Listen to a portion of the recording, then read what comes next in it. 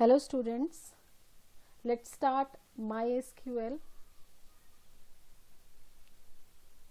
Let's see how to execute SQL queries using SQL prompt.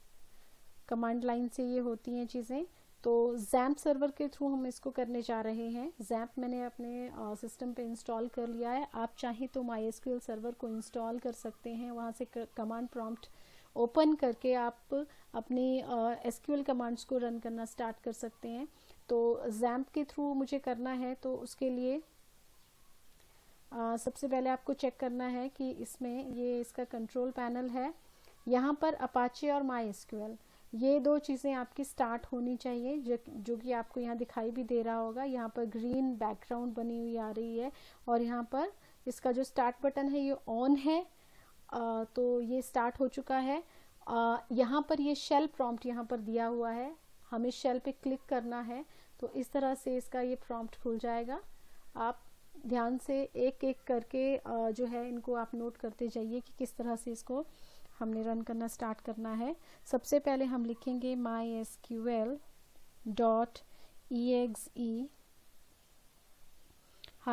-u root -p enter. It will ask for password because हम लोग root में काम कर रहे हैं, तो पासवर्ड एंटर करने की ज़रूरत नहीं है. Again press enter. तो ये देखिए हम यहाँ हमारे पास प्रॉम्प्ट आ गया है. अब यहाँ पर नन दिखा रहा है. नन का मतलब कि हम अभी किसी भी डेटाबेस के अंदर नहीं हैं. हम यहाँ पर चेक करना चाहते हैं कि कौन कौन से डेटाबेसेस इस डेटाबेस सिस्टम के अंदर अवेलेबल हैं ऑलरेडी. तो हम करेंगे शो डेटा बेसिस. ये कमांड है. जब भी हम कमांड लिखेंगे तो लास्ट में सेमीकोलन ज़रूर लगाना है. Press enter. तो ये देखिए ये आपके पास डेटाबेसेस के नाम आ गए जो डेटाबेसेस इसमें ऑलरेडी बने हुए हैं. ये सारे आप नाम देख सकते हैं. इनमें से जो टेस्ट1 और ट्राई डेटाबेस है ये अभी लेटेस्ट बनाया हुआ है. ये मैंने बनाया है इसके अंदर, तो यहाँ शो हो रहा है. मैं दोबारा से आपको एक और डेटाबेस बना के इसके अंदर दिखा देती हूँ. तो डेटाबेस क्रिएट करने के लिए जो कमांड है वो है क्रिएट डेटाबेस. सिंपल कमांड है क्रिएट डेटाबेस और आगे डेटाबेस का नाम, इसका नाम मैं रख देती हूँ try1. फाइन. एंटर प्रेस किया तो ये देखिए query okay, 1 row affected. It means आपका डेटाबेस क्रिएट हो गया. अब आपको चेक करना है तो दोबारा से आप शो डेटाबेस लिख सकते हैं. शो डेटाबेसेस,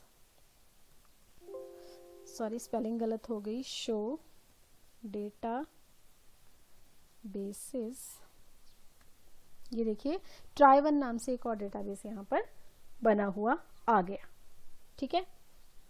तो इस तरह से आप डेटाबेस को क्रिएट कर सकते हैं और आप आपने डेटाबेस क्रिएट किया उसको आप चेक कर सकते हैं कि आपका जो डेटाबेस सिस्टम है MySQL सर्वर जो है उसके अंदर ये इंक्लूड हुआ या नहीं हुआ. तो उसके लिए शो डेटाबेसेस आप चेक कर सकते हैं. फाइन.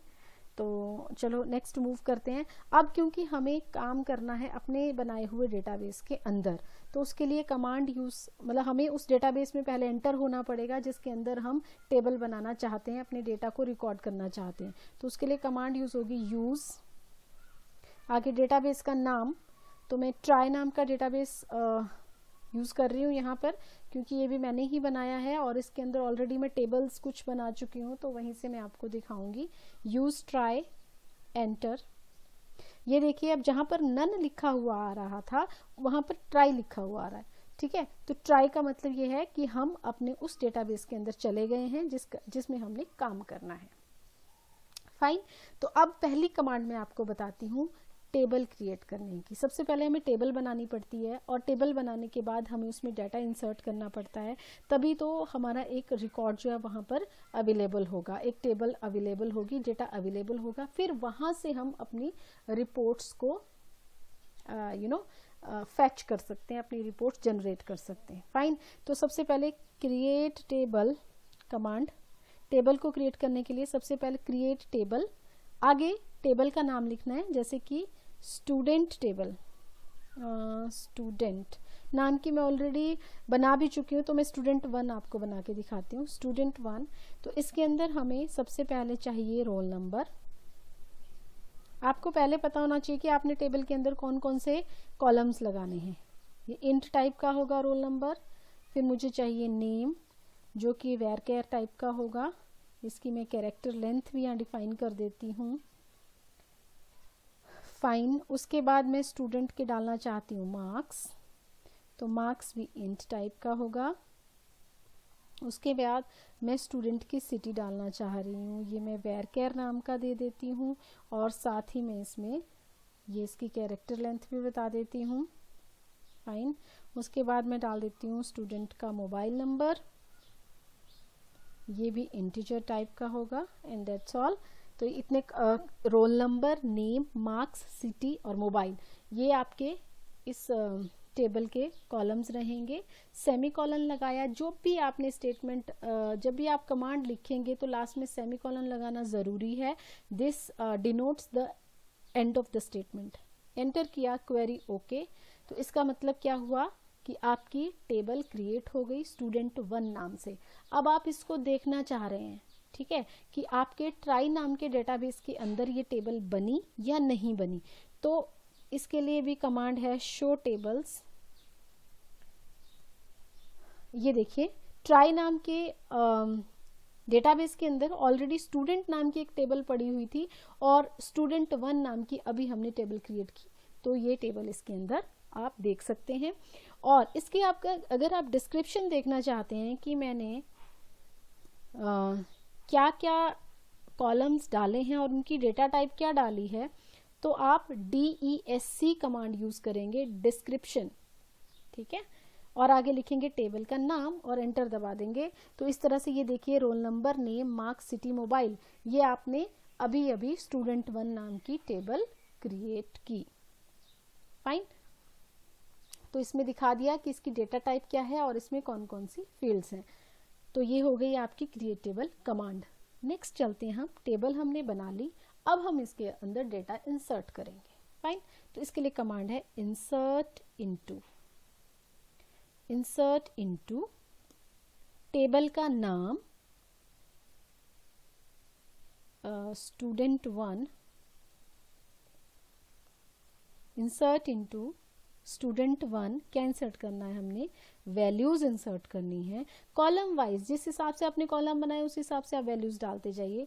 जैसे रोल नंबर है तो मैंने वैल्यू डाल दी, न्यूमेरिक वैल्यू है तो बिना कोट्स के डालूंगी मैं, लेकिन जब नेम डालना है तो उसको कोट्स के अंदर डालना है। स्ट्रिंग वैल्यू को हमेशा कोट्स के अंदर डालना है।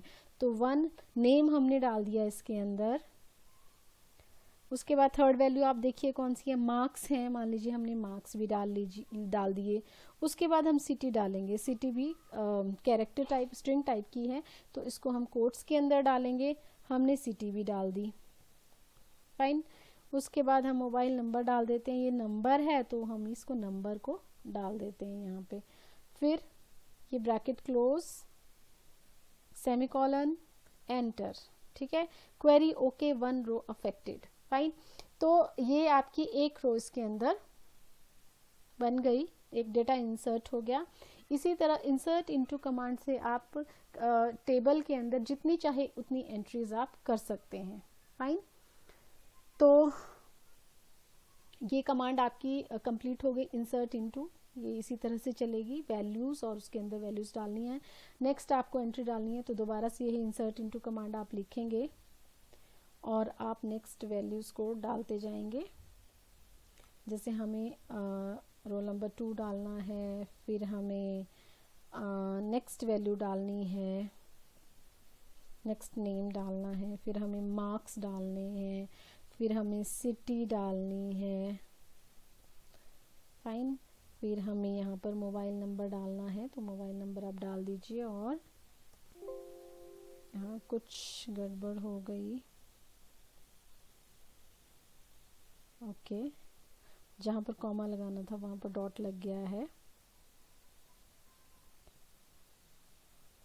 ओके, यहाँ कॉमा आना था, तो यहाँ पर हमने मार्क्स डाल दिए।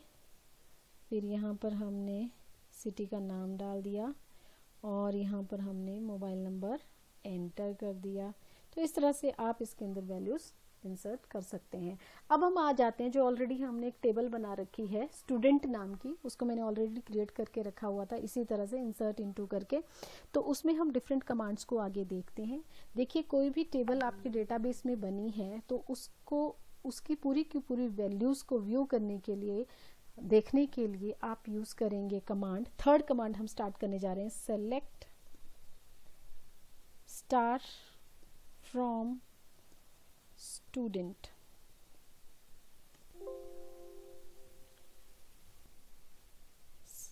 Okay, select star from student. देखिए एक भी स्पेलिंग अगर आगे पीछे होती है तो प्रॉब्लम आ जाती है। ये देखिए स्टूडेंट नाम की टेबल इसके अंदर ऑलरेडी हमने बनाई हुई है, 10 एंट्रीज इसके अंदर डाली हैं। और कॉलम्स कौन कौन से हैं, ID, name, roll number, class, marks, city and mobile. तो सेलेक्ट स्टार का मतलब होता है कि star means we are selecting all the records of a table. ठीक है, रिकॉर्ड किसको कहते हैं, जैसे ये फर्स्ट लाइन है 1 कुश 1 11 70 बिलासपुर और ये फ़ोन नंबर है, तो ये हमारा एक रिकॉर्ड है। इस तरह से करके इसके अंदर 10 रिकॉर्ड्स हैं। फाइन, तो सारे के सारे रिकॉर्ड्स देखने के लिए हम सेलेक्ट स्टार का यूज़ करते हैं। अब मान लीजिए मैं दो ही कॉलम को सेलेक्ट करना चाहती हूँ उसमें से, तो मैं लिखूंगी select name comma city from, table का नाम स्टूडेंट। तो इस तरह से आपके पास ये दो कॉलम सेलेक्ट होके आ जाएंगे। टेबल बन गई है, आप क्वेरी लगाइए। क्वेरी इसी को बोलते हैं, जो हम कमांड्स लिखते हैं इसी को क्वेरी भी बोलते हैं। आप इस टेबल के ऊपर क्वेरी लगाइए और आपके पास रिपोर्ट जनरेट होके आ जाएगी। उसके बाद हम देखते हैं सेलेक्ट के साथ डिस्टिंक्ट कीवर्ड। डिस्टिंक्ट का मतलब है डिफरेंट, डिफरेंट एंट्रीज को ये दिखाएगा। तो मान लीजिए सेलेक्ट स्टार, नो, इसको हम इस तरह से लिखेंगे सेलेक्ट डिस्टिंक्ट सिटी, कॉलम का नाम लिखना पड़ेगा जिसका डिस्टिंक्ट वैल्यूज देखना चाह रहे हैं, डिफरेंट वैल्यूज देखना चाह रहे हैं, फ्रॉम स्टूडेंट। ठीक है, तो सिटी में दिखा देगा कि कौन कौन सी सिटीज़ आपने एंटर कर रखी हैं। हालांकि ये नेम रिपीट भी हुए हैं, लेकिन ये डिस्टिंक्ट एंट्रीज दिखाएगा, डिफरेंट एंट्रीज दिखाएगा, रेपिटेशन नहीं दिखाएगा। तो ये है आपकी सेलेक्ट कमांड। उसके बाद नेक्स्ट आते हैं हम वेयर कमांड के ऊपर। वेयर क्लॉज एक तरह से हम इसको कहते हैं, क्योंकि ये अकेले नहीं लगता, सेलेक्ट के साथ लगता है। तो मान लीजिए कि आप एक कंडीशन लगा के कोई रिपोर्ट लेना चाह रहे हैं, है ना। मैं उन स्टूडेंट्स के नेम चाहती हूँ जो शिमला सिटी से हैं, तो मैं लिखूंगी select star, select name, column का नाम लिखना पड़ेगा ना हमें, नेम फ्रॉम स्टूडेंट वेयर, यहाँ पर कंडीशन लगाएंगे where city equal to Shimla. जो बच्चे शिमला से हैं उनके हमारे पास यहाँ पर रिपोर्ट आ जाए। ओके, मैंने यहाँ पर एक मिस्टेक कर दी, सिटी के बाद मैंने एक तरफ डबल वो लगा दिया और एक तरफ, it will create problem now.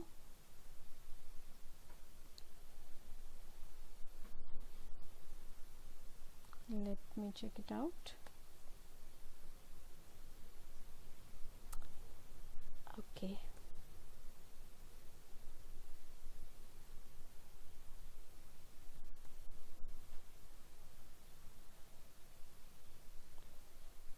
Check कर लेते हैं इसको। Let me pause it first. Okay, तो ये देखिए select name from student where city equal to Shimla. तो यहाँ पर हम उन स्टूडेंट्स के नेम सेलेक्ट करना चाह रहे हैं who are from city Shimla. तो इस तरह से वेयर क्लॉज आप यहाँ पर लगा सकते हैं। तो वेयर क्लॉज में हम जैसे हमने यहाँ पे इक्वल टू लगाया, यहाँ पर less than equal to, greater than equal to, not equal to, ये बहुत सारे जो ऑपरेटर्स हैं वो हम यहाँ पर यूज़ कर सकते हैं। According to a requirement of the condition, किस तरह की कंडीशन हम लगाना चाहते हैं। इसी तरह इसके साथ 3 कीवर्ड्स और हैं जिनको हम यूज़ कर सकते हैं अलग अलग तरह की रिपोर्ट्स जनरेट करने के लिए। जैसे फर्स्ट है उसमें बिटवीन। बिटवीन का मतलब है कि आप रेंज दे दोगे कि इस रेंज के बीच में जो भी रिकॉर्ड्स लाई करते हैं उनकी रिपोर्ट हमारे पास आ जाए। जैसे मैं सेलेक्ट करना चाहती हूँ, select star from student where. Where के बाद में यहाँ पर लगाना चाहती हूँ बिटवीन। वेयर पहले कॉलम का नाम वेयर मार्क्स, कॉलम का नेम आ जाएगा, फिर आएगा बिटवीन 50 एंड 60। 50 और 60 के बीच में जिन बच्चों के मार्क्स हैं उनकी लिस्ट मेरे पास आ जाए। तो ये देखिए, ये हमारे पास उन बच्चों की रिपोर्ट आ गई। उसके बाद कीवर्ड आता है लाइक। मान लीजिए मुझे कोई पैटर्न सर्च करना है इसमें, कि मैं चाहती हूँ कि मेरे पास जिन भी सिटी, ऐसे सिटीज़ के नाम आए या ऐसे स्टूडेंट्स के नाम आए जिनके नेम एन से स्टार्ट होते हैं, तो उसको हम किस तरह से लिखेंगे? Select name from student where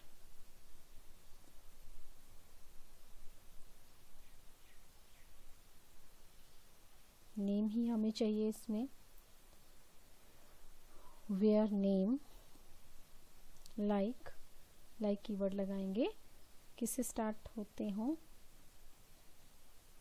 मान लीजिए एन से स्टार्ट होते हैं तो इसके परसेंट साइन लगता है, ये इसका सिंटेक्स होता है लिखने, एंटर। तो कौन, एक ही नेम है हमारे पास जिसका नाम एन से स्टार्ट हो रहा है, फाइन। और तीसरा आता है इसमें इन। मान लीजिए आप कोई 2 वैल्यूज हैं एक कॉलम की, उन वैल्यूज को आप सर्च करना चाह रहे हैं, तो उसके लिए हम लिखेंगे सेलेक्ट स्टार। देखिए स्टार में जहां पे लगा रही हूं इसका मतलब है सारे रिकॉर्ड्स आएंगे, स्टूडेंट वेयर सिटी इन, मान लीजिए मैं बिलासपुर और मंडी। तो इन 2 सिटीज से जितने भी रिकॉर्ड्स होंगे को मैच करते हुए वो हमारे पास आ जाएंगे। ये देखिए 3 रिकॉर्ड्स हमारे पास इस तरह से हैं। तो आज हमने स्टूडेंट्स कौन कौन सी कमांड्स की, हमने किया create table, insert into, select के साथ अलग अलग वेरिएशंस, जैसे हमने डिस्टिंक्ट किया, सेलेक्ट स्टार किया, या सेलेक्ट कुछ कॉलम नेम्स अगर हम सेलेक्ट करना चाहते हैं तो वो किया। उसके बाद हमने सेलेक्ट के साथ वेयर क्लॉज को लगाया कि वेयर कंडीशन पुट करके हम किस किस तरह से रिपोर्ट्स को जनरेट कर सकते हैं। तो आज के लिए इतना ही, आगे हम कंटिन्यू करेंगे नेक्स्ट लेक्चर में। तब तक के लिए थैंक यू।